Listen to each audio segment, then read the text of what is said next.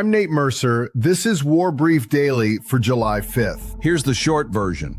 The last 24 hours produced the largest mutual strike exchange of the summer between Russia and Ukraine. A direct command-level warning out of Iran over the Strait of Hormuz, and a confirmed drone kill in Sudan that fits a much larger and much darker pattern. Let's go theater by theater, ranked by what actually matters. Top story is Russia-Ukraine. Moscow's mayor says more than 200 Ukrainian drones were tracked toward the capital in a single day. Russian air defense claims most were intercepted at range, with the rest taken down on approach. Russia's defense ministry separately claims over 500 Ukrainian air threats destroyed in one night alone, and roughly 13,000 for the month of June. I want to flag that clearly. That's a Russian MOD claim, not independently verified, and Moscow is tying it to alleged Western component support for Ukrainian drones. Take it as claimed, not confirmed.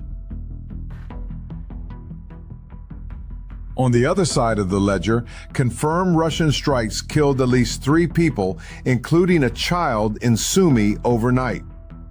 A separate strike on Zaporizhia killed at least 2 and set off a residential fire. This comes days after an 11-hour barrage on Kyiv that killed around 30 people. And Russia's own defense ministry said that one was retaliation for Ukrainian long-range strikes on Russian oil infrastructure. That's not speculation. That's an acknowledged retaliation cycle straight from Moscow. Russian state media is also claiming they've taken Kostiantynivka in Donetsk. Treat that as unconfirmed. It hasn't been geolocated, and it fits a pattern of inflated territorial claims during what ISW is calling a stalled summer offensive, with gains running a fraction of last year's pace. Ukraine, meanwhile, is still running its 40-day pressure campaign against Russian command and control. The Dubna Space Communications Center has now been hit twice in about a week. That's not random targeting. That's deliberate work against Russia's reconnaissance and comms backbone. And it's reportedly pushing Russia to consider relocating Black Sea Fleet Command out of Crimea entirely. One more item worth flagging. Single-sourced at this stage. U.S. officials allege Russia may be wargaming contingency planning against Poland to test NATO resolve. Emerging claim only.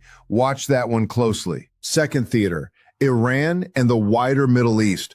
No large-scale combat in the last day, but Iran's Qatam al-Anbiya Joint Command issued a direct official warning that tankers must use Iran-designated routes through the Strait of Hormuz, with a forceful response threatened for anyone who doesn't, and a pointed warning to U.S. fighter presence over the strait. That's command-level language, not proxy rhetoric. Add in the standing Houthi ban on Israeli-linked shipping through the Red Sea, and you've got both major choke points under simultaneous pressure for the first time. Historically unprecedented and worth watching, even though no new attack has been confirmed in either strait in the past day. Third, Sudan. Army forces shot down a long-range RSF drone over White Nile State on July 2nd.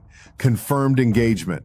More significant, the UN's human rights chief is now documenting 15 RSF drone strikes on El Obeid in 3 weeks, killing at least 45 civilians.